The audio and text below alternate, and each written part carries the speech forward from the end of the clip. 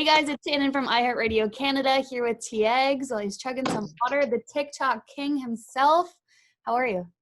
What's up? I am amazing. How are you? Good. We were just talking about how we're enjoying this weather. It's finally summer, hey?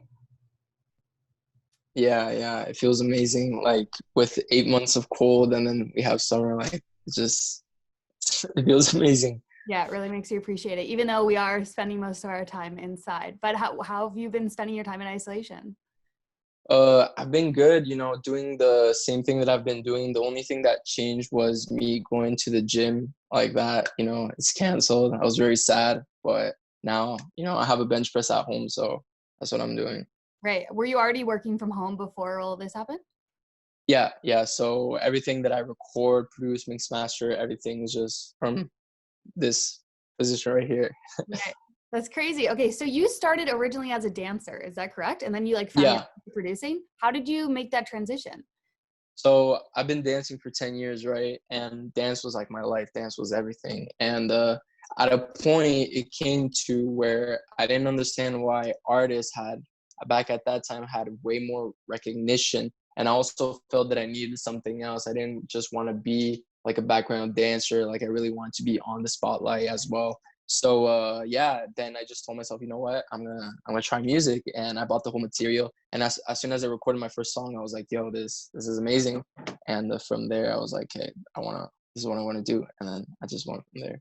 Yeah, and you just started, you thrived from there. Like you didn't just go. That's crazy. So from what I understand, your Instagram got deleted. Is that correct? So Yes, how it did did. that happen? So I was, I had 12,000 followers, I think, and then I unfollowed a bunch of people. Then a bunch of people unfollowed me, and after I was promoting my songs through memes, so I was posting these memes, but these memes what's the word? They were not they didn't have the inquiries of the community guidelines. Like for Oh, example, it's like a guy running and then he hits himself against the wall, then there's an explosion, and then the beat drops at that same time. But Instagram, with the community guidelines, it was too violent. And after that, I was like, yo. And then I kept posting those like maybe 200 times. And then Instagram kept telling me, your account's going to be deleted. Your account's going to be deleted. But I already posted all those memes. So I was like, yo, like I can't do anything. And then Instagram just vanished my account after that. darn it. Is that what made you then want to go on TikTok and try that out? So at first I was like, what am I gonna do, right? And after I listened a lot to Gary Vee, he gives like motivational stuff and stuff like that. And he was talking about TikTok at that time in August. And as soon as he was talking like there's opportunity there, I was like, you know what? I'm gonna go all in on TikTok because that's all I have. And yeah, that's what I did. Yeah, and you posted your song over 700 times before it blew up. So I didn't post my song, but I was posting Oh, content. I was yeah. I was like really trying out, how the platform works, like what to use, how to do this, how to do that. And throughout the whole time, 702 times, at the 702nd time, that's when my first video blew up.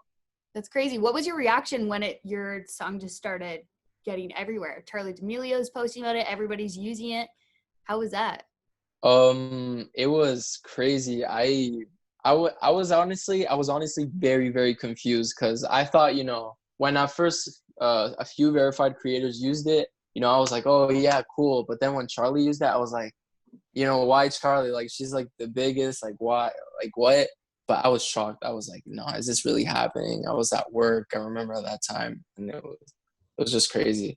That's crazy. What were you doing for work before you ended up quitting your job and doing this full time?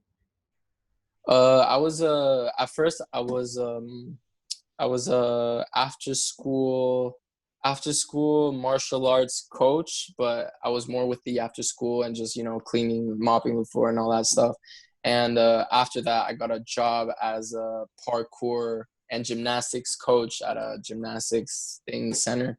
And that's literally when I got the news of like Charlie used it, and then I was just freaking out right Yeah. there. And yeah, those were the jobs. When do you make that decision then from being like, okay, now I'm going to pursue this full time? Like, how do you even make that decision? Oh, so record labels started to reach out, and as soon as I got the news that one of them, which was Epic Records, were gonna fly me out, I was like, oh, like I'm gonna have to quit. Like there's no point in me continuing the last days that I was working, I think I called in sick like the whole week, and then the last days I was just not in the zone. So then I just told them, you know what? And it's funny because I quit, and then after I got the news, so it was like kind of like whoa, like perfect timing.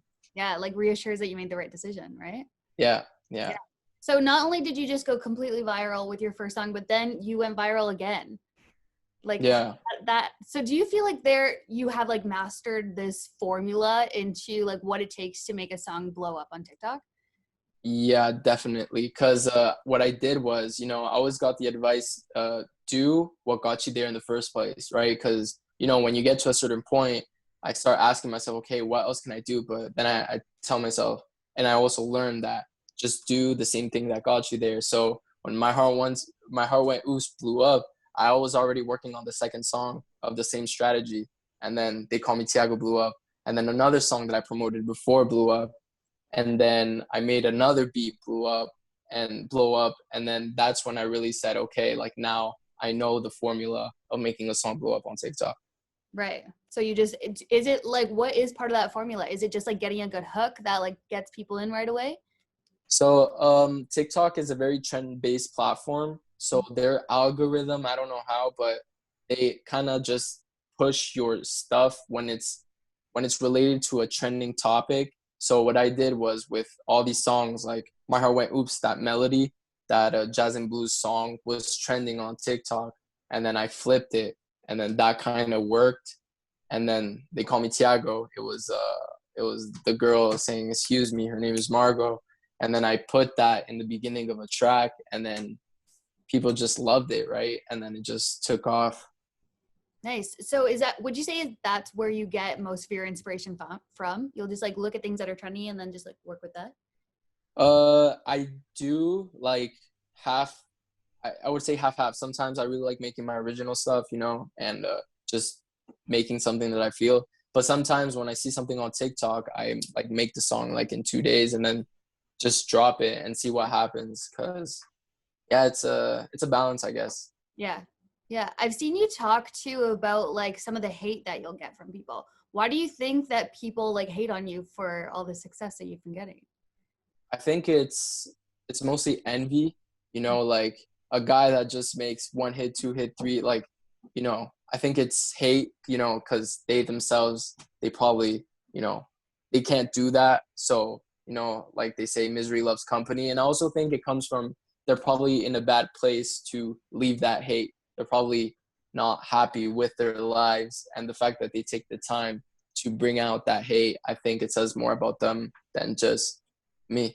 Yeah. So yeah. That makes sense. That's a good mindset to have too, because I feel like with so many people, especially somebody who's like blown up as much as you have, millions of followers on TikTok, that's got to be a good reminder because you don't want to let that get to you, right? Yeah. So what advice do you have for like other artists who are trying to blow up or like trying to get a song that is as successful as yours? Uh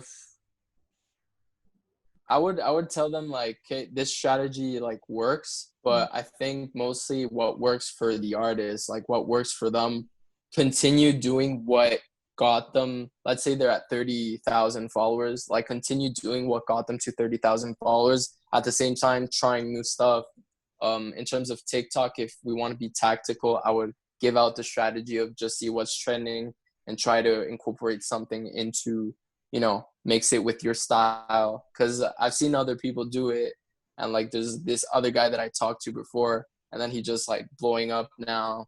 Or there's another guy that has like videos of, imagine if I was featured in a Drake song, and those videos blew up, and now everybody's copying their idea. So I think it's just testing, seeing what works, and then doubling down on what works.